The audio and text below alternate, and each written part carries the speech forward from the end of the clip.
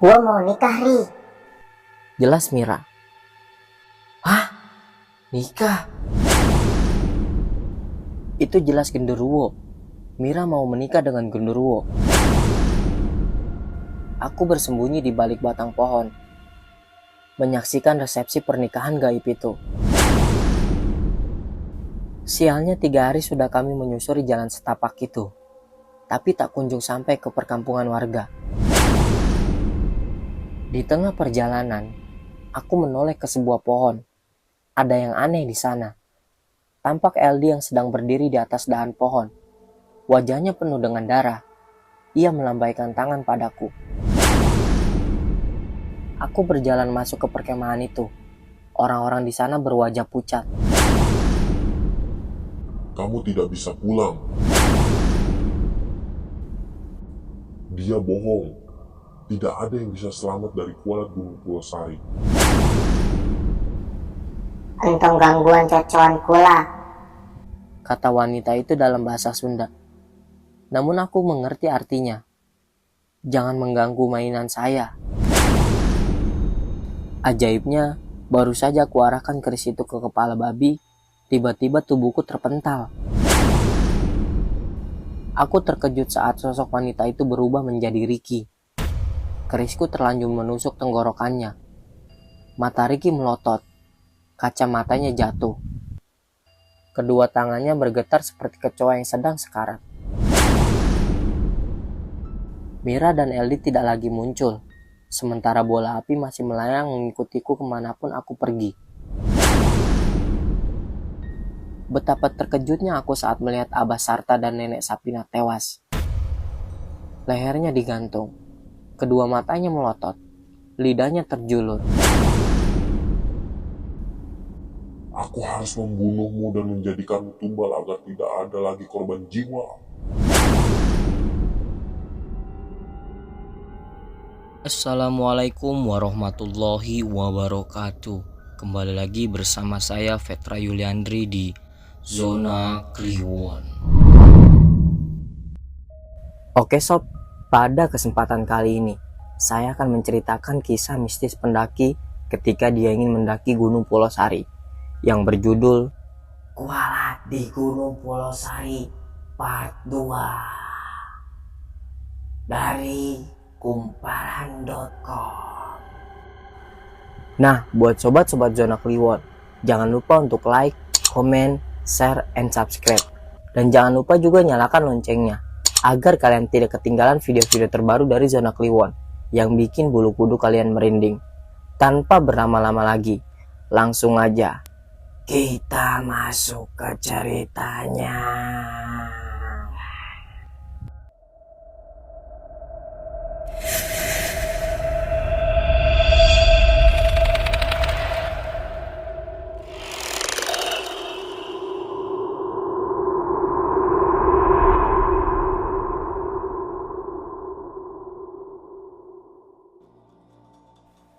Ricky, kenapa kita balik lagi ke gubuk ini? Tanyaku. Ricky tidak menimpali perkataanku. Sepertinya dia sedang berpikir keras. Kompas, Rick. Lu bawa kompas gak? Aku berdiri lalu menghampirinya. Sebentar. Ricky memintaku untuk memegangi senternya. Dia membuka tas untuk mencari kompas. Ada, Rick? Tanyaku. Wah, untungnya gue bawa nih. Ia tersenyum sambil menunjukkan kompas itu padaku. Syukurlah. Aku menepuk pundak Ricky. Kulirik jam tangan, ternyata sudah jam 2 pagi dini hari. Dari balik semak-semak kudengar suara dengkuran babi hutan yang sedang mencari makan. Aku dan Ricky harus selalu waspada, karena babi hutan itu bisa saja menyerang kami. Kita ke arah mana sekarang? Tanyaku. Barat. Jawab Ricky sambil menyesuaikan arah jarum kompasnya. Tanpa putus asa, kami berdua kembali berjalan mengikuti arus jarum kompas. Kali ini aku yakin, kami tidak akan balik lagi ke gubuk sialan itu. Ricky yang berjalan di depanku, semakin lama langkahnya semakin cepat. Sampai-sampai, aku harus berlari kecil agar tidak tertinggal. Rick, pelan-pelan jalannya, kataku. Ricky tiba-tiba berbelok ke kanan. Aku tidak dapat melihatnya karena terhalang oleh semak-semak. Ricky menghilang. Ku cari dia sambil menyorotkan senter ke segala arah. Tapi tetap tidak ada. Ricky. Aku panik. Keringat membasahi wajah. Ku dengar dengkur babi semakin mendekat. Semak belukar di hadapanku berguncang. Sontak saja aku lari terbirit-birit tanpa arah dan tujuan. Semuanya jadi kacau. Aku semakin tersesat di gunung ini. Lelah, itu yang kurasakan. Kakiku rasanya tidak sanggup lagi untuk berlari. Nafasku terengah-engah. Tenggorokanku sangat kering. Persediaan air sudah habis. Kulepaskan tas ransel dan melemparkannya ke semak-semak. Lalu aku berbaring di atas rerumputan yang basah. Kulihat di langit, bulan mengambang dengan tenang. Kalau saja aku tidak pernah ikut dalam pendakian ini, mungkin semuanya akan baik-baik saja. Ori, Seseorang memanggilku. Itu jelas suara Mira. Entah dari mana arahnya. Mir. Kusorotkan cahaya senter ke segala arah. Ori sini. Sebuah tangan perempuan muncul dari balik semak-semak. Di pergelangan tangannya ada jam berwarna biru. Aku sangat mengenali jam tangan itu milik Mira. Mira. Pelan-pelan kudekati tangan itu. Sini, Ri. Lengan itu melambai-lambai. Kudekati lengan itu. Bajuku ditarik paksa ke dalam semak-semak. Jelas saja aku kehilangan keseimbangan. Untung saja Mira menahan tubuhku. Ia membawaku ke sebuah perkampungan. Aku heran, kenapa di gunung seperti ini ada perkampungan yang sangat ramai. Wajah Mira terlihat sangat bahagia. Ia bahkan tidak berhenti tersenyum. Kita di mana ini, Mir? Tanyaku. Kampung itu sedang ramai. Orang-orang sibuk mempersiapkan sesuatu. Janur dipasang di depan sebuah rumah gubuk. Mereka membawa makanan dan buah-buahan, lalu menyerahkannya pada 3 orang wanita yang berjaga di depan rumah. Mereka seperti akan menggelar hajatan. Gua mau nikah, Ri. Jelas Mira. Hah? Nikah? Jelas saja aku terkejut. Iya, malam ini. Mira menatapku sambil tersenyum. Ayo, gua kenalin lo sama calon suami gua. Dia ganteng banget. Mira menarik lenganku. Enggak, Mir. Kita harus pulang. Sadar, Mir. Ini pasti bukan alam kita. Aku membujuknya. Tapi Mira seperti tidak peduli pada ucapanku. Dia membawaku ke rumah gubuk. Tempat hajatan akan digelar. Aku dan Mira masuk melalui pintu dapur. Di dalam sana banyak sekali wanita tua yang sedang sibuk masak. Mereka menoleh ke arahku sambil tersenyum ramah. Mira kemudian membawaku ke dalam kamar. Ruangannya agak remang, karena hanya ada lampu kanting yang menyala. Kenalin, itu calon suami gua. Aku terkejut saat melihat sosok makhluk besar, sedang duduk memandangi lampu kanting. Sosok itu berbulu hitam, matanya merah menyala, kukunya panjang, dan juga bertaring. Astaga, Mira, ayo pulang. Kutarik paksa lengan Mira. Itu jelas genderuwo. Mira mau menikah dengan genderuwo. Apa-apaan ini? Sekuat tenaga kutarik paksa Mira keluar dari rumah gubuk itu. Namun, kami tidak semudah itu keluar dari kampung. Nyatanya di halaman rumah sudah berdiri 5 lelaki berbadan besar menatapku dengan tatapan tajam. Mereka semua membawa golok. Apa yang harus kulakukan sekarang? Tolong biarkan kami pergi dari sini. Aku terbata-bata. Mira menggibaskan lengannya dari genggamanku. Pergi. Rumah gua sekarang di sini, Ri. Jawab Mira. Aku tahu dia sedang dipengaruhi jin. Sadar, Mira, sadar. Jelasku pada Mira. Ia malah tertawa lalu menepuk pundakku. Gua bahagia di sini, Ri. Kalau lu mau pulang, silakan aja. Jelas Mira. 5 lelaki berbadan besar mendekati Mira. Mereka menuntunnya masuk kembali ke dalam rumah gubuk tadi. Dari belakangku terdengar suara gamelan dan beduk ditabuh bertalu-talu. Pesta pernikahan dimulai. Orang-orang berkumpul di depan rumah gubuk. Mira muncul dari rumah tersebut. Ia sudah didandani layaknya pengantin. Wajahnya penuh bedak, rambutnya dikonde. Ia juga mengenakan kebaya batik. Kulihat dia tidak mengenakan alas kaki. Di belakang Mira menyusul sosok genderuwo mengerikan. Ia digiring 5 orang lelaki tadi. Mira kemudian menggandeng lengan genderuwo itu. Rombongan itu berjalan sambil menyanyikan tembang yang tidak jelas. Aku bahkan tidak pernah mendengar tembang itu sebelumnya. Kuikuti rombongan itu dari belakang. Mira bergandengan dengan genderuwo itu. Ia terlihat sangat bahagia. Langkahnya anggun dan selalu tersenyum. Berbeda dengan genderuwo yang digandeng Mira. Makhluk itu sangat menjijikan. Ia terus mengeluarkan air liur yang membasahi bulu-bulu hitamnya. Tidak lama kemudian rombongan berhenti di Curug Putri. Semua orang duduk sila kecuali Mira dan genderuwo. Aku bersembunyi di balik batang pohon, menyaksikan resepsi pernikahan gaib itu. Sangat berbahaya kalau aku mengacaukannya. Bisa-bisa aku mati dibunuh mereka. Entah ritual pernikahan macam apa itu, tanpa ada penghulu atau pendeta yang menikahkan mereka. Aku mual saat Mira berciuman dengan genderuwo yang mulutnya penuh dengan air liur itu. Setelah itu Mira menatap ke arahku. Kedua matanya merah menyala. Aku segera kabur dari sana. Aku harus segera pulang, mencari bantuan untuk menyelamatkan Mira. Dari Curug Putri kususuri jalan setapak yang merupakan satu-satunya jalur pulang. Ku percepat langkah. Sesekali kakiku tergelincir karena menginjak bebatuan licin berlumut. Lalu cahaya senterku menyinari sosok lelaki yang sedang duduk di tengah jalan. Semakin dekat, semakin jelas terlihat kalau itu adalah Ricky. Aku menghembuskan napas lega. Dia terlihat sedang sibuk membetulkan sesuatu. "Rick, kemana aja lu? Ninggalin gue sendirian," jelasku pada Ricky. Rick, lu juga gue cari-cari dari tadi." Ricky menoleh ke arahku. "Gawat Rick, si Mira nikah sama genderuwo. Kita harus cari bantuan buat nolongin dia," jelasku lagi pada Ricky. Ricky malah tertawa. "Ada-ada aja lu, masa nikah sama genderuwo?"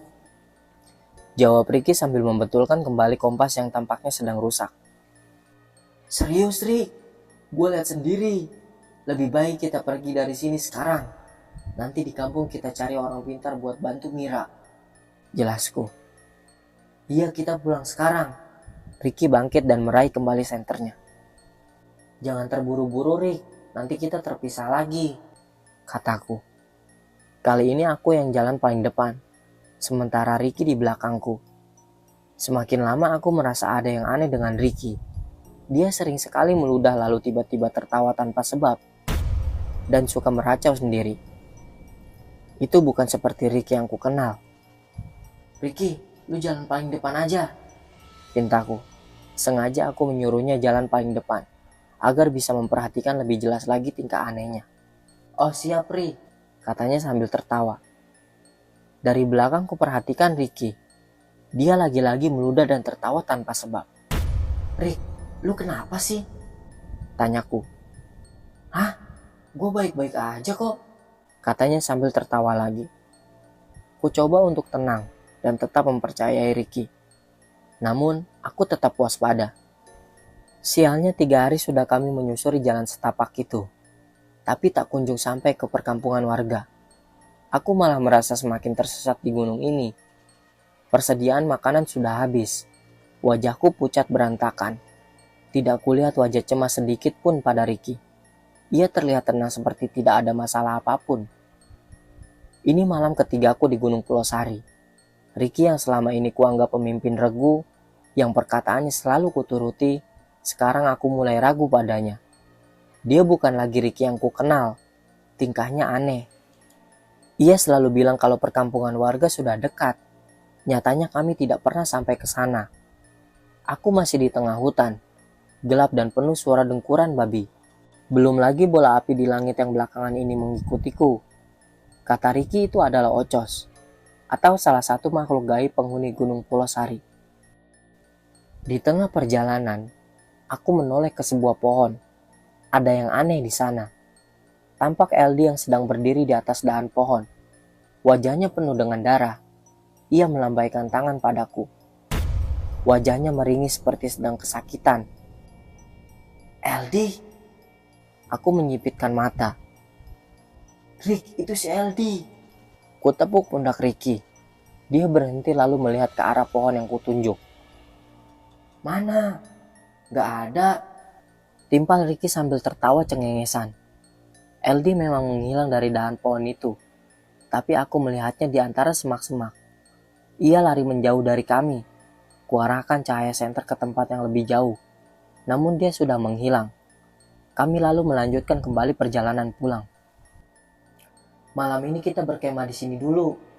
Jelas Ricky sambil menoleh ke arahku. Tanpa perlu persetujuanku.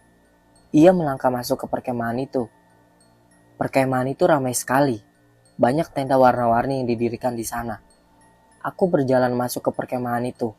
Orang-orang di sana berwajah pucat dan seperti bersedih. Kulihat Ricky berdiri, mendongok ke atas langit sambil menatap bulan. Aku tidak tahu apa yang sedang ia lakukan. Ricky, bukan. Dia bukan lagi Ricky. Lihat saja, tatapan matanya mati. Ada belatung yang keluar dari kerah bajunya. Suaranya pun berubah. Terdengar seperti suara seorang kakek-kakek. Aku mundur beberapa langkah, lalu lari meninggalkannya. Aku menjauh dari perkemahan misterius itu, menyusuri jalan setapak, mengikuti kata hati. Langkahku terhenti saat mendengar seorang batuk. Suara itu berasal dari bilik pepohonan. Kuarahkan cahaya senter ke sana, dan muncullah seorang nenek-nenek yang sedang menggendong kayu bakar. Ia menoleh ke arahku, lalu menyengir. Giginya yang hitam terlihat jelas tersorot sinar senterku. Aku mundur dan tetap waspada. Bisa jadi dia bukan manusia. Nek, jalan pulang ke arah mana ya? Aku bertanya dengan sangat hati-hati. Ia menyeringai seolah ingin mengatakan sesuatu. Tangannya menunjuk ke arah timur sambil tersenyum ramah. Tapi tiba-tiba wajahnya berubah menjadi sangat ketakutan saat melihat bola api melayang di langit. Ocos, Ocos.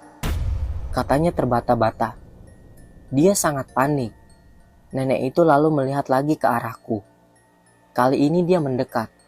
Langkahnya berat karena punggungnya menggendong kayu bakar. Ikut aku. Ikut aku. Itu ada Ocos. Dia selalu terbata-bata. Mungkin karena sudah tua, jadi dia mengalami gangguan dalam berbicara. Nenek itu menarik lenganku. Sepertinya dia mau membawaku ke suatu tempat. Sesekali dia mendongak ke langit, melihat bola api yang terus mengikutiku. Kita mau kemana, Nek? Tanyaku. Sana. Kita mau ke sana. Ke rumah. Katanya sambil menepuk dadanya sendiri. Aku tahu. Mungkin aku akan dibawa ke rumahnya. Aku rasa nenek ini bukan jelmaan jin. Tidak ada tampang orang jahat di wajahnya. Lagi pula, kejahatan apa yang bisa dilakukan seorang nenek seperti dia? Lebih baik aku tidak lagi mencurigainya. Siapa tahu dia bisa menolongku. Tidak lama kemudian, aku tiba di sebuah rumah panggung. Rumah itu terlihat lebih rapi daripada gubuk yang kutemui beberapa hari lalu. Ada 2 jendela kaca di bagian depannya. Aku tidak menyangka ada sebuah rumah di tengah hutan seperti ini. Cahaya remang dari lampu canting terlihat dari jendela itu. Si nenek mengetuk pintu tersebut. Terdengar derit langkah kaki mendekat. Gagang pintu pun bergerak. Pintu itu pun dibuka. Seorang lelaki tua mengenakan jaket hitam dan sarung berdiri di hadapanku. Siapa ini? Tanya kakek itu sambil menunjuk ke wajahku. Orang nyasar. Kata si nenek. Ngapain lo orang nyasar ke sini, Sapina? Jelas kakek itu terlihat kesal. Si nenek menunjuk ke langit. Ocos. Ada tuh. Jelas si nenek sambil terbata-bata. Si kakek mendongak ke langit. Sontak saja dia terkejut saat melihat bola api mengambang di atas sana. Ayo cepat masuk. Pinta si kakek. Aku dan nenek buru-buru masuk ke dalam rumah. Kayu bakar diletakkan begitu saja di halaman rumah. Pintu dikunci rapat-rapat. Tirai jendela ditutup. Aku dibawa masuk ke dalam kamar si kakek. Kamar itu bau tembakau kering. Mungkin si kakek menyimpan tembakau di kamarnya. Ada lampu canting yang digantungkan di dinding bilik. Namaku Abah Sarta dan ini istriku Sapina. Apa yang terjadi sampai-sampai kamu bisa diikuti Ocos? Tanya si kakek. Namaku Ori, Bah. Awalnya aku dan 3 orang temanku mau berkemah di kawah gunung. Tapi di perjalanan satu persatu temanku hilang. Mereka semua digondol jin. Jelasku. Abah Sarta menggelengkan kepala. Apa kesalahan kalian? Tanyanya lagi padaku. Teman saya mengotori curug putri dengan darah menstruasinya, Bah. Kataku. Abah Sarta terlihat sangat terkejut mendengar penjelasanku. Gawat, itu gawat. Kamu tahu sudah berpuluh-puluh tahun, Pulau Sari aman dan tidak ada korban jiwa satupun. Gara-gara temanmu, bisa jadi para pendaki lain juga ikut celaka. Abah Sarta marah. Urat lehernya sampai menonjol. Apa yang harus aku lakukan, Bah? Tanyaku ketakutan. Sulit, ini sulit. Ia menoleh pada si nenek. Antar aku pulang saja, Bah. Tolong aku. Pintaku. Kamu tidak bisa pulang. Katanya sambil menatapku dengan tatapan cemas. Kenapa, Bah? Jawabku terbata-bata. Karena kamu sudah menjadi milik mereka. Jelas Abah Sarta. Mereka? Tanyaku sembari mengerutkan dahi. Iya, para jin penghuni gunung ini. Jelas Abah Sarta. Perkataan Abah Sarta membuatku sangat terkejut. Tapi, kata Pak Jaro, aku dan teman-temanku masih bisa diselamatkan, Bah. Jelasku pada Abah Sarta. Dia bohong. Tidak ada yang bisa selamat dari kualat Gunung Pulau Sari. Dia pasti sengaja menyerahkan kalian pada jin gunung ini, agar pendaki yang lain bisa selamat. Jelasnya. Itu kesalahan kalian, dan kalian yang harus tanggung sendiri akibatnya. Tambahnya. Aku tertunduk lesu. Jujur aku tidak mau mati di gunung ini. Tanpa ku sadari, air mataku menetes. Aku menangis karena aku takut. Masih banyak hal yang ingin aku lakukan, dan tidak mau mati konyol seperti ini. Sudah, jangan nangis. Abah Sarta menepuk pundakku. Tolong antarkan aku pulang, Bah. Aku mohon. Pintaku lagi. Dari jendela kamar muncul bayangan bola api melintas. Dia benar-benar mengincarku. Abah Sarta dan istrinya sangat terkejut. Mereka bergidik ngeri saat menyaksikan bola api itu melintas di jendela kamar mereka. Kau harus pergi dari sini sekarang. Abah Sarta mengusirku. Jangan. Jangan. Si nenek memegang pundakku. Dia sepertinya akan membelaku. Nginep di sini ya. Nginep di sini. Dia mengelus rambutku. Bahaya, Sapina. Kita bisa mati dibunuh Ocos. Abah Sarta membentak. Dia membuka pintu kamar. Dia lalu menyuruhku pergi dari rumahnya. Aku tetap tidak beranjak. Sebab aku tahu di luar sana lebih berbahaya. Bah, boleh aku menginap dulu di sini? Aku merapatkan kedua telapak tangan. Memohon kepadanya. Abah Sarta tampaknya luluh. Dia mengembuskan napas berat. 1 malam saja. Besok pagi kamu harus pergi dari sini. Jelasnya. Akhirnya Abah Sarta berbaik hati. Mengizinkanku menginap di rumahnya. Dan menunjukkan sebuah kamar untukku. Ada kasur kapuk dan bantal di dalam kamar itu. Juga lemari kayu yang terlihat sudah usang. Aku menutup pintu kamar. Ku lepas tas ranselku lalu membaringkan diri di atas kasur. Cahaya lampu canting remang menyinari kamar, membuatku cepat ngantuk. Di luar, bola api itu pasti masih menungguku. Aku tidak tahu apa yang akan terjadi padaku besok. Apakah aku akan tetap hidup, atau mati seperti LD dan dibawa jin seperti Mira? Atau malah berubah menjadi aneh seperti Ricky? Aku mungkin akan hilang selamanya di gunung ini. Malam semakin jatuh. Tengah malam aku terbangun. Banyak sekali nyamuk yang mengganggu tidurku. Ku dengar suara Abah Sarta seperti sedang berbicara dengan seseorang di ruang tengah. Jelas sekali kalau lawan bicaranya itu bukan istrinya.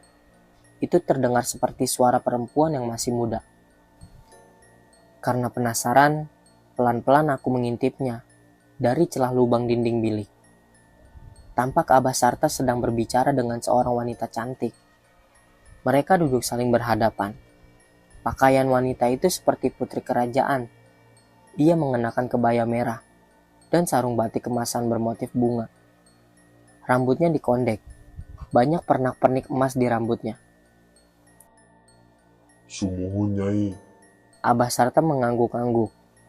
Ia tidak berani menatap wajah wanita itu. Entong gangguan cocokan kula. Kata wanita itu dalam bahasa Sunda. Namun aku mengerti artinya. Jangan mengganggu mainan saya. Sumuhun Nyai. Hampura kula. Abah Sarta kembali mengangguk. Aku semakin takut. Wanita itu menoleh ke arahku. Ia tersenyum dingin. Wajahnya putih. Tidak wajar seperti patung lilin. Aku menjauh dari dinding bilik, lalu kembali ke tempat tidur. Tidak lama kemudian, pintu diketuk tanpa ada suara memanggil. Aku pura-pura tidak dengar.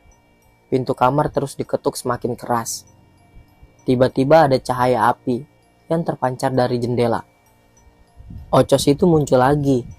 Kali ini dia melayang tenang di jendela kamar. Kuperhatikan bola api itu ternyata mempunyai dua mata seperti manusia. Ia melirik ke arahku dengan tatapan datar. Malam terasa panjang dan mengerikan. Pintu didobrak paksa. Abah Sarta melihatku dengan tatapan ngeri. Tangan kirinya memegang sebuah arit.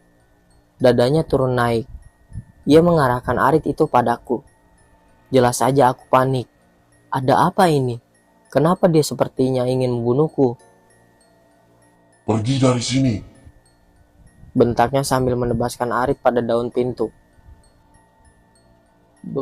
Baik bah, ampun bah. Dengan cepat kuambil tas ransel dan senterku. Mengenakan kembali sepatuku lalu pergi dari rumah itu. Langit masih gelap. Udara dingin membuatku menggigil. Di langit bola api masih melayang mengikutiku. Aku lari sekuat tenaga demi menjauh dari Abah Sarta yang marah dan hendak membunuhku. Di tengah jalan seseorang menghentikanku. Itu Nenek Sapina. Pegang ya, hati-hati. Dia memberiku keris kecil yang ukurannya hanya sejari telunjuk saja. Apa ini, Nek? Tanyaku. Belum sempat ia menjawab, Abah Sarta dari kejauhan meneriakiku agar segera pergi. Kubunuh kau. Ancamnya. Ia berdiri di depan pintu rumah sambil mengacungkan arit. Segera ku kantongi keris kecil itu, lalu pergi dari hadapan Nenek Sapina. Aku tidak tahu kemana arah langkahku sekarang. Dari jauh terdengar suara geledek bergurung diiringi kilatan cahaya di langit. Tampaknya memang akan hujan. Aku semakin menjauh dari rumah Abah Sarta. Keris ini, apa gunanya? Aku berhenti di bawah batang pohon besar. Kuperhatikan keris pemberian Nenek Sapina. Kerisnya sangat unik. Ada ukiran bertuliskan bahasa Arab di permukaan keris itu. Aku tidak mengerti apa maksudnya. Tak lama kemudian, hujan turun dengan sangat deras. Aku membaringkan diri di antara akar-akar pohon besar itu. Tapi tetap saja, tubuhku basah kuyup. Tubuhku menggigil, gigiku bergetar, perutku lapar tidak tertahankan. Sendiri di hutan seperti ini, membuatku ragu akan kemampuan sendiri. Aku mungkin tidak akan bisa bertahan hidup lebih lama lagi di gunung ini. Di langit, walau hujan deras, bola api sialan itu tidak padam dan masih mengikutiku. Aku bangun lalu mendongak ke arah bola api itu sambil mengarahkan cahaya senter. Aku sangat kesal karena terus-terusan diikutinya. "Sini lu kalau berani lawan gua. Woi, sini lu!" teriakku sambil menggigil kedinginan. Kalau memang aku harus mati, matilah sekarang agar penderitaanku berakhir. Sesaat kemudian ada sesuatu yang menabrakku dari belakang. Tubuhku terpelanting. Senterku jatuh ke semak-semak. Aku meringis kesakitan. Tubuhku terasa remuk. Kuperhatikan objek yang barusan menabrak tubuhku. Objek itu terlihat samar. Kurai kembali senterku, lalu mengarahkan cahaya ke arah objek tersebut. Itu ternyata babi hutan. Saat hendak bangun kembali, ternyata betisku sobek. Pasti karena hantaman taring babi itu. Ia mendengkur, matanya merah, tubuhnya sebesar anak kerbau. Aku tidak akan bisa lari dari babi itu. Tidak ada pilihan kecuali melawannya. Babi itu lari dengan cepat ke arahku. Kurogoh sebuah pisau kecil dari kantong ransel. Tubuhku diseruduk sampai terseret beberapa meter ke belakang. Kupegang erat-erat kepala babi itu, lalu menebaskan pisau ke punggungnya. Babi itu mengeluh. Ia menggibaskan kepalanya, membuat tubuhku terpental jauh hingga membentur batang pohon. Kulit babi itu terlalu keras. Pisauku hanya bisa memberi luka kecil di punggungnya. Darah mengalir dari punggung babi itu. Tapi dia sepertinya tidak menyerah untuk kembali menyerangku. Dengan dengkurannya yang mengerikan, dia lagi-lagi berlari ke arahku. Aku melompat dan berhasil menangkap tubuhnya. Babi itu mengamuk. Ia lari sembarang arah, sedangkan aku berpegangan erat di atas punggungnya. Kutusuk punggungnya berkali-kali dengan pisau. Tapi pisauku malah patah. Tanganku refleks merogoh keris kecil dari dalam kantong celana.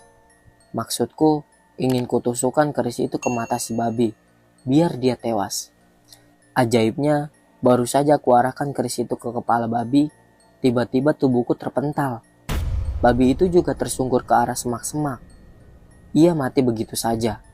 Napasku terengah-engah. Aku menoleh ke arah kanan. Di antara derasnya tetesan hujan, ada seorang wanita berpakaian seperti putri kerajaan berdiri di depan pohon besar. Aku masih ingat wajahnya. Dia wanita yang berbicara dengan Abah Sarta. "Apa maumu?" tanyaku pada makhluk misterius itu. "Brengsek, keluarkan aku dari gunung ini," jelasku. Dengan sisa tenaga yang ada, aku lari ke arah wanita itu, mencoba untuk menyerangnya dengan keris kecil ini. Yang terjadi selanjutnya benar-benar di luar perkiraanku. Seharusnya aku tidak menyerang wanita itu. Aku terkejut saat sosok wanita itu berubah menjadi Ricky. Kerisku terlanjur menusuk tenggorokannya. Mata Ricky melotot. Kacamatanya jatuh. Kedua tangannya bergetar seperti kecoa yang sedang sekarat. Kucabut kembali keris yang panjangnya hanya setelunjuk orang dewasa itu. Darah muncrat dari lubang bekas tancapan keris. Aku berteriak sambil menahan tubuh Ricky yang lunglai. "Rick, Rick, Rick," jelasku. Kututup luka yang masih terus mengeluarkan darah dengan sapu tanganku. Ia sekarat.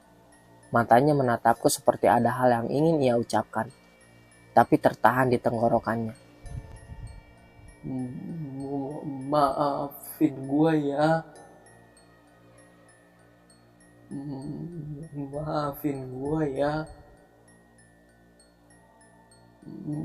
Maafin gua ya, Ri. Pulanglah," katanya. Sesaat kemudian kedua matanya terkatup. Aku tidak lagi merasakan detak jantungnya. Aku menangis. Rasanya ingin sekali aku bunuh diri saja saat itu juga. Tidak sanggup lagi aku bertahan di gunung seperti ini. Kejadian demi kejadian yang aku alami semakin aneh dan tragis. Hujan tidak kunjung reda. Aku bangkit lalu merogoh sebuah tali dari dalam tas ranselku. Kuikatkan tali itu ke tubuh Ricky. Aku harus membawa pulang jasad Ricky. 2 hari berlalu. Aku seperti berputar-putar saja di kawasan gunung ini. Selama 2 hari ini, aku makan belalang panggang. Koloni belalang itu kutemukan di tengah perjalananku. Yang menjadi masalah saat ini adalah jasad Ricky yang semakin membusuk. Tubuhnya mengeluarkan bau yang begitu menyengat. Aku berhenti di tengah jalan setapak. Aku rogoh botol air minum dari dalam tas yang sempat kuisi saat turun hujan tadi. Aku menungguk air itu. Aku menoleh ke jasad Ricky. Dalam kondisi seperti ini, tidak mungkin aku bisa membawanya pulang. Menguburkan jasad Ricky bisa jadi jalan terbaik. Kulepaskan tali yang mengikat tubuhnya. Aku lalu mencari permukaan tanah yang lembab, sehingga mudah untuk digali. Dengan susah payah, aku menggali tanah itu menggunakan sebuah batang kayu sebesar lengan orang dewasa yang telah kuruncingkan ujung kayunya. Aku tidak mampu menggali tanah itu terlalu dalam, asal bisa menimbun jasad Ricky, itu sudah cukup. Setelah berhasil menguburkannya, kutancapkan batang kayu tersebut sebagai penanda kuburannya. Kemudian, aku berdoa untuk si Ricky. Malam kembali jatuh. Aku masih menyusuri jalan setapak yang seolah tidak berujung. Mira dan Eldi tidak lagi muncul. Sementara bola api masih melayang mengikutiku kemanapun aku pergi. Tak lama kemudian, aku mencium bau kayu kering yang dibakar. Dari jauh terlihat bayangan api unggun. Akhirnya, aku tersenyum bahagia. Tampaknya ada seseorang yang berkemah di sekitaran sini. Kupercepat langkahku menerjang semak-semak. Tapi, setibanya di sumber cahaya aku tidak melihat orang berkemah di sana. Itu lagi-lagi gubuk tua yang pernah kudatangi. Di depan gubuk itu ada api unggun yang menyala, dan seorang lelaki yang sedang duduk sila menghadap api tersebut. Aku mengenali lelaki itu. Dia Pak Jaro, si juru kunci Gunung Pulosari. Aku tidak tahu apa yang sedang ia lakukan. Kudekati dengan perlahan. Dia bangkit dari duduk silanya sebelum aku sempat menyapa. Pak Jaro menatapku dengan tatapan datar. Aku waspada. Tangan kananku bersiap memegang pisau.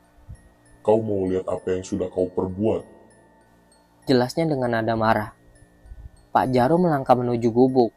Dia menendang pintu gubuk itu.